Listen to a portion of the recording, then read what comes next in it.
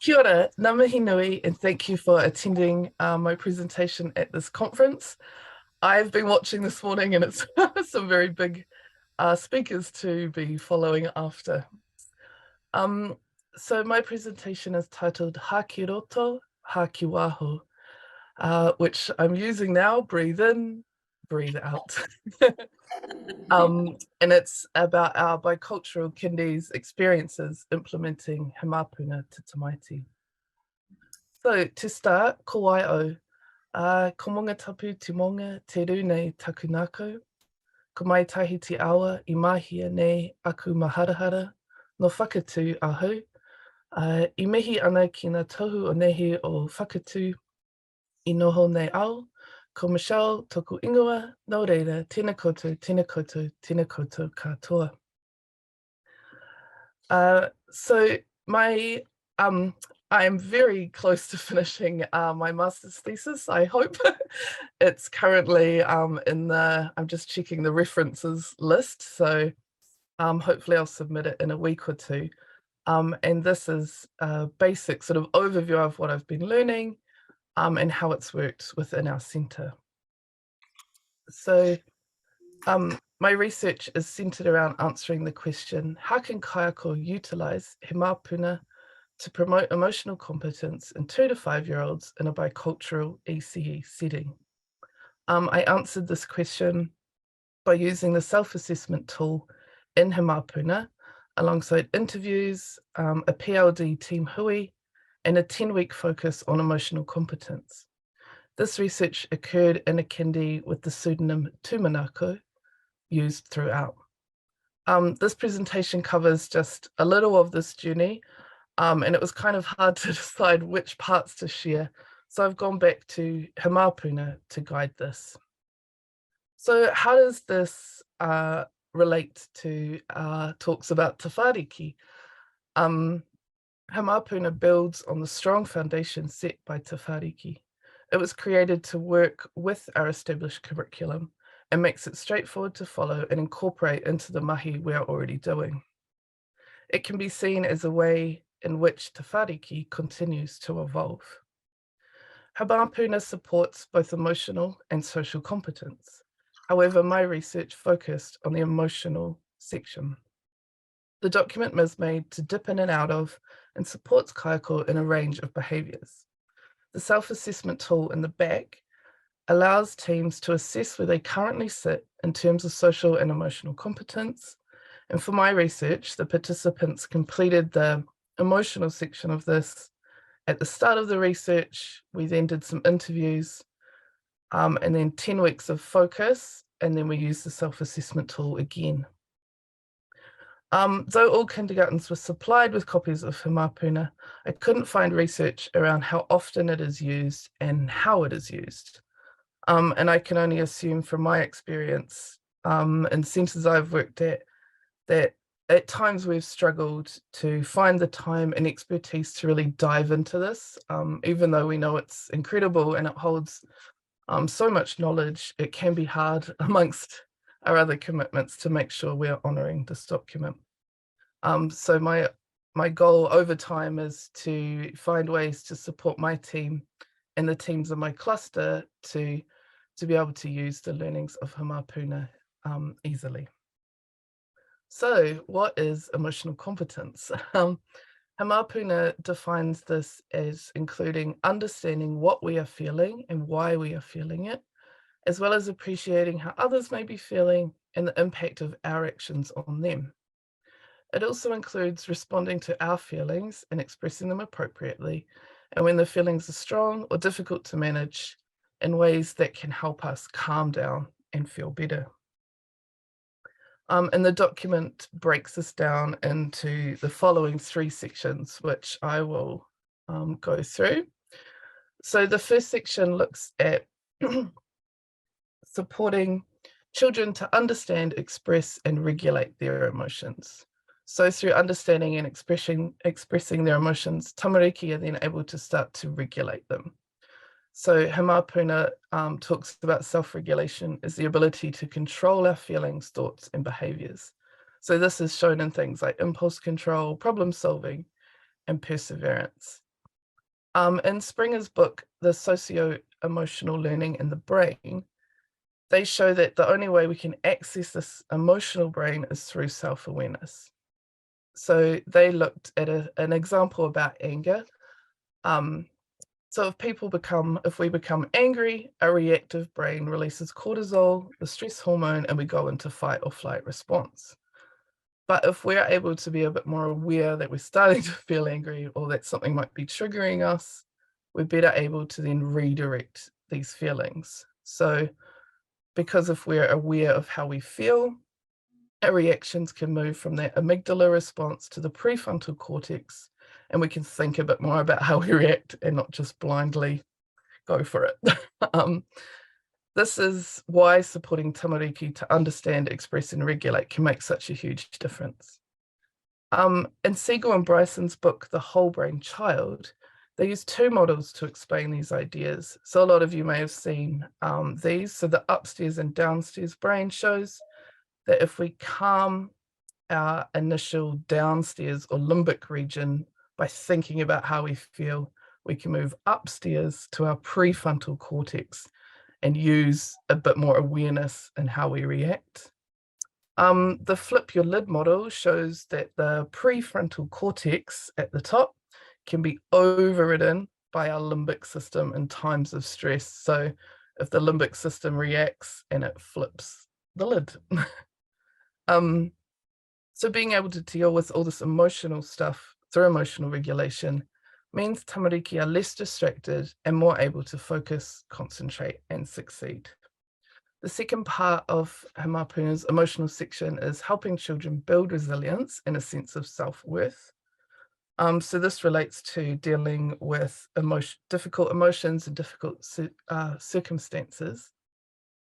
Some tamariki have obviously very different environmental conditions to each other, which can kind of tip the balance of how they are able to cope. And research shows that resilience enables people to protect themselves and cope with change in order to maintain that emotional balance. He Māpuna goes on to state that confident children with good self-esteem are more resilient and able to manage their emotions because they expect to be able to cope and succeed. So when tamariki have that knowledge that kaiko see them as capable, they can take on new challenges with resiliency. And research shows that an environment that can build resiliency includes free play, risk, trust, a sense of belonging, where tamariki are able to be seen as capable and competent. The last section is providing positive guidance during heightened emotions. So as we all know, at kindergarten and for ourselves, at times, all the strategies and plans in place are not enough to prevent tamariki getting into emotionally heightened states. In fact, He Māpuna reiterates that getting into these levels is natural, and without it, many learning opportunities could be lost. Stating emotions are natural and necessary and always an opportunity to learn about self and others. He Māpuna highlights the importance of knowing tamariki and the factors that may trigger their strong emotions. The resource reminds kaiko that during the peak of behavioural challenges isn't the time to step in. I'm sure you've all been in these experiences, and that is a time to wait and support. Strategies to prevent the behaviour escalating can be taught later, and it's important to keep in mind that teacher responses in such situations are grounded in maintaining the mana of the child, preserving the trust relationship, and supporting the child to move forward in a positive way. So the next 3 slides will look at how that kind of basis of He Māpuna was used and what came through in the research. So whanaungatanga relationships form a really large part of Te Whāriki and He Māpuna and the existing research around supporting emotional competence. With this quote from McLaughlin et al., ask any teacher in early childhood and they will tell you that relationships are at the heart of their pedagogy. The importance of relationships was seen in both phase 1 and 2 of the interviews. though the depth of how these relationships promoted emotional competence increased over the 10 weeks. The findings showed that the better we know our tamariki, the more we can support them, and the more we can have confidence in their own abilities to cope without us. Phase 2 also showed the importance of tuakana-taina relationships, with participants talking a lot about how tamariki were then able to support each other in their emotional competence. The next part is intentional teaching. So this was the second big theme. Over the 10-week study period, participants actively made changes in the following areas to promote emotional competence. And from the PLD hui we had at the start, the kaiako participants in the team were able to look at how this works for them, which is a really big part of what we did. I didn't come in with any intentions. It was completely blank slate, and everyone was able to work at ways that were authentic to our setting and to themselves. So one of the first part is whariki, so our mat time, our wā whariki, which is held before lunch. And then at the end of the day, we have tofa, which is Samoan for goodbye, which is kind of a smaller whariki. So over the 10-week period, each participant made the decision to actively add techniques that increased discussion around feelings and promoted ways in which to calm our bodies. During this time, the kaiko slowly started to add new aspects to our usual routine. And by the end of the sessions, and continues now, they always begin with haki roto, haki waho, which now the tamariki are modeling for us. So when we sit down to whariki, they know that that's where we'll begin. And I'll show you a resource that we used at the end. Giving tamariki the skill and the empowerment to be able to do it by themselves appears to have cemented it into Manako practice. Leslie Ramika highlighted in her work that Maui built leadership responsibilities over time and showed how tamariki can do this too, through learning, mentoring, sharing, and taking on responsibility, which we've really seen in this setting. The knowledge built in this time was also seen to support behaviour outside wā whariki, with participants noting that they could refer back to what had been learned earlier in the day. Focusing on the breath and starting these sessions calmly was an intentional choice made by the participants through engaging with He Māpuna. Tamariki feeling calm in these sessions then also had the effect of them being able to contribute and feel more mana over time at whariki. The next part is feelings. So that I can see you're feeling frustrated, I can see you're upset. That kind of kōrero built over time, which builds on the findings in the literature, which show that vocabulary plays a really huge role in the promotion of emotional competence.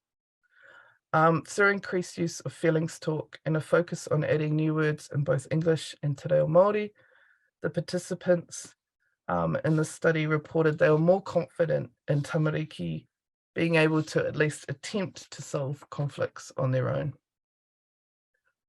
The current study shows that whilst participants reported they use feelings talk frequently in phase 1, this increased in phase 2. And all 4 participants felt that they used that kind of feelings talk more, but also with more background to it, knowing why they were doing it and actively increasing that. And the findings suggest that these changes also brought more te reo Māori to the forefront, particularly in using words related to feelings. The next section is teamwork. So mahitahi, we looked at how we supported each other in the first phase was more about being able to ask each other for help. But whereas in the second phase, the reflections talked a lot about consistency of the team, supporting each other and really role modeling for each other and the tamariki. So in the relationships we have with each other, how the kaiako were speaking to each other were witnessed by tamariki as well. Um, I also found that some of the participants were thinking more about their own emotional competence, which really helps when we get into things around co-regulation. And obviously the sector faces a lot of stress at the moment and probably has always, that working on our own emotional competence really helps in role modeling and supporting ourselves.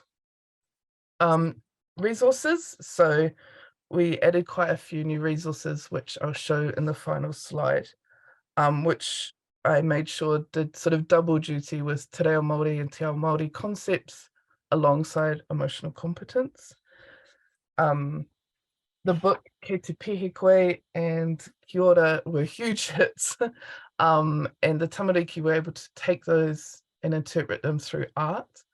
And as you'll probably all know, a lot of things that we started out doing, the tamariki took in ways that we didn't imagine, which has been really amazing. Finally, the environment. So the teaching environment incorporates both the physical space and the resources within it and the way that that space feels. The data gathered throughout the study showed that whilst the physical environment was considered prior to the study, the focus on it increased over time. The way the tuakana room was set up was mentioned as a way to lessen potential triggers, which could lead to emotional dysregulation. So things like having resources set out that we know a tamariki is interested in, that help them feel calm and set them up really positively for the day through their goodbye to their whānau, and that they start on that really high note of success. The above findings, coupled with participants indicating an increase in self-regulation, correlates with the idea that children are more able to self-regulate when they're engaged in free play that they are directing themselves. The way the environment felt was also reflected in the findings. The feeling of overall calm was highlighted, and also from relievers who didn't know the study was happening. So it was kind of an unforeseen bonus that people that didn't know what we were doing were witnessing that things were changing. When tamariki are more regulated, the environment in turn becomes calmer, creating a cycle of positive emotional competence promotion in the space. The changes seen in the environment through engaging with He Māpuna build upon current research and add further weight to the statement by Tyne that responsive environments and respectful teaching practices support children who have a sense of control over their own learning. And I've included a quote here that I've really struggled with in my thesis because it's so long, but it's so hard to break it down, and it feels really important to what happened. So one of the participants said in the final interviews, when we say that it's embedded here, I think it's really going to stay this way for us. It's hard to go back. And I go back to that time again, as it's really a forum where we can celebrate learning in the space of emotional competence. And it's an area where we can get that tuakana tēnā relationship to be framed, where we can praise our children, the older children, and give them rewards for helping the younger children. But it's also a space where the younger children can see how the older children are behaving and how they are, and they'll want to imitate them. So the last of these three sections is that changes are possible and evident. So we know that tamariki are born with certain characteristics, but we also know that learning and growth in terms of emotional competence is possible. So engaging with He Māpuna, the participants were able to see real change in the way they promoted emotional competence. The data showed an increase in feeling of calm in the space and an increase in confidence for both tamariki and kaiako. Changes were seen throughout the room and in various areas of play, and changes took place which helped kaiako to build bicultural awareness and teach through a bicultural lens. So this is the results of the self-assessment tool that's in the back of He Māpuna. So there's three sections down the side are what I've been talking about. And in that assessment, you can choose emerging, partly in place, or embedded. And you can see that the participants moved from phase 1 to phase 2, where they felt all of those things were embedded in our practice. Ko Maui aho. So the setting already had a very strong obsession with Maui. And this came through pretty quickly in terms of emotional competence. So we were quite lucky that this was already a really established way of learning at Tumanako, and that the tamariki play as Maui, they read Maui, they act out stories all day long. So linking the qualities of Maui was quite easy and natural over time for the participants. And so we started to hear comments like, "I'm brave like Maui." And one participant said, "I had really a bit of a wow moment at that time when a kayako said, 'Oh, how do you think Maui would feel?'" So incorporating this mahi of He Māpuna with the Maui story that they love, it's really amazing, and it changes behavior. Um,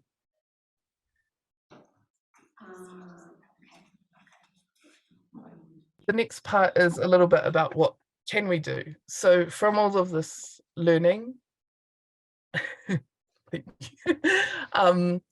what can we do with this? How can this work in with what we're already doing, the foundations of Te Whāriki?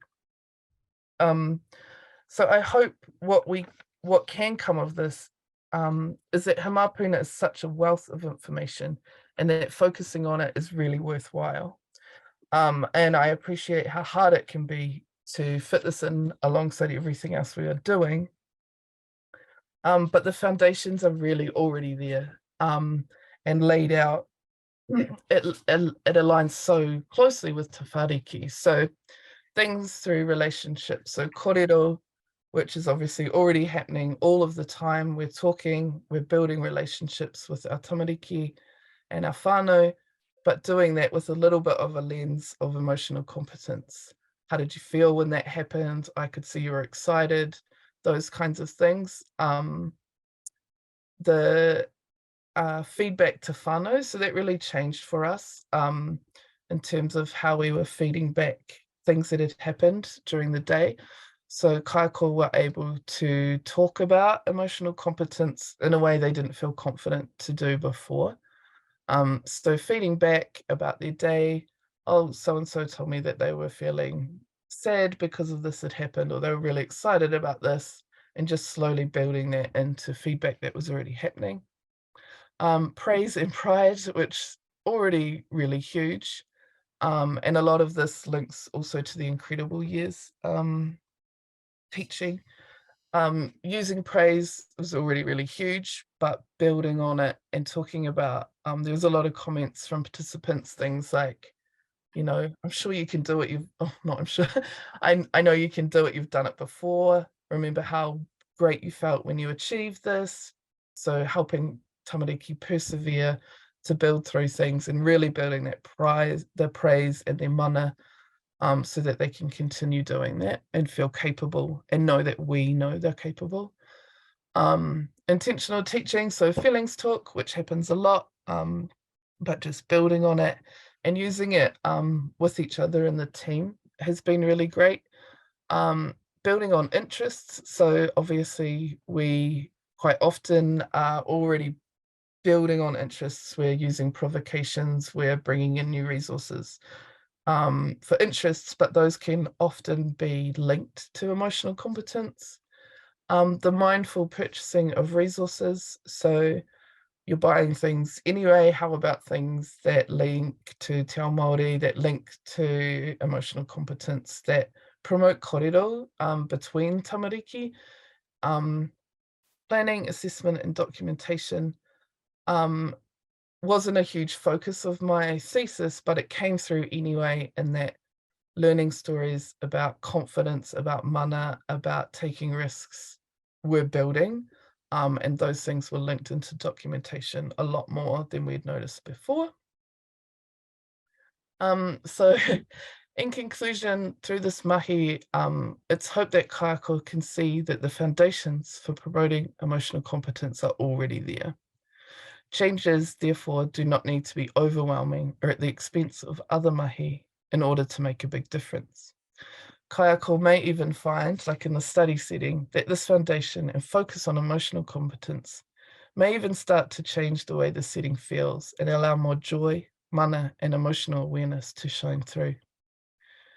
This research shows that changes don't have to be monumental to make a monumental change for our tamariki. And finally, I've just shared a few of the resources that we used. A couple of puka that I used a lot was the Whole Brain Child and Social Emotional Learning in the Brain, with the tamariki Kia Ora, which is Sharon Holt, so a song and the puka. The song is also on Spotify and it has been played quite a lot in the setting, with kaiako and tamariki adapting it, so it talks to a variety of members of the whānau.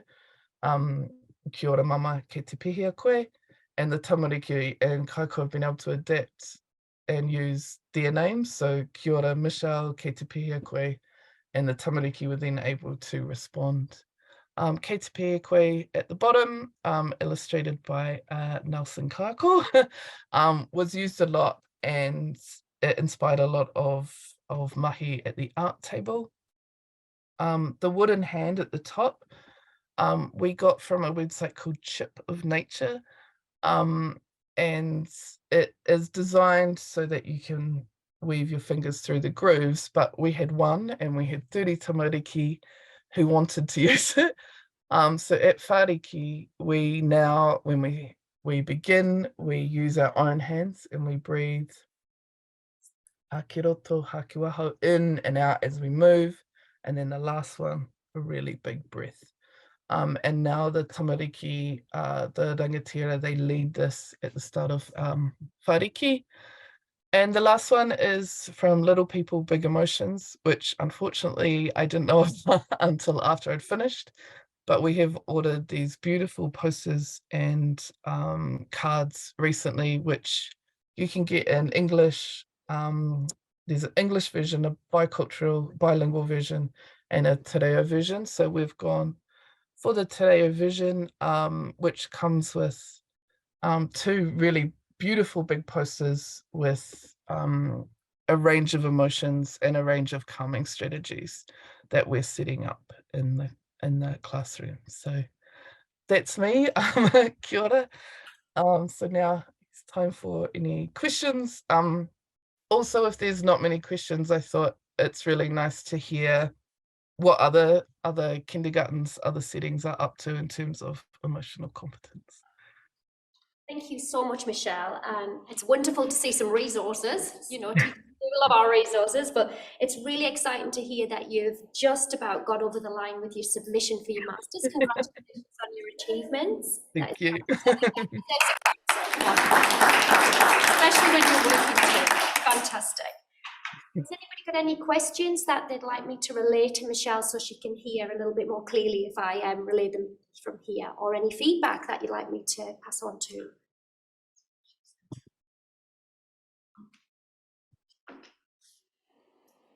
I just wanted to say thank you for sharing your research on the learnings of He Māpuna document and reinforcing that centrality of relationships and really exploring intentional teaching.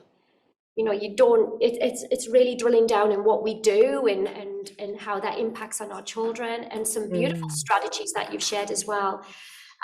Catherine's just popped up on our chat and she said, Kia ora, Michelle, I really appreciate the resources and it sounds like great research and I'm really looking forward to reading your thesis. I think that'll have a few hits on our website when you get that uploaded. Thank you. Yeah, it's so strange, and I'm sure a lot of people here know you're sort of working and you're alone and you're writing all this stuff and the participants know about it, and this is the first time I've shared it with sort of an unknown audience, I guess. So it's really nice to hear. It's very exciting. you get Maui to be such a central figure in the children's play? How did you get Maui to be such a central figure in your children's play? She's smiling knowingly here. I don't know how we could stop it anymore. That's what I was thinking. We've always had the puka puka. We've had and I didn't share. There's a website, We Wooden Wonders, which you can buy waka with Maui and his brothers Te Marama and Te Rā. Our kindergarten, I'm incredibly lucky, was set up with bicultural intentions. So a lot of mahi's been done before me. But a lot of it came from reading Maui legends. And over time, the tamariki wanted to act them out. They just became part of our play. We use Jace Te Patu's, Jace Te Patu has Māori mindfulness, so it's yoga through Maui stories, which is incredible, which I also should put in my slide. And through that, the tamariki move their bodies to tell the story, which inspired them into role play.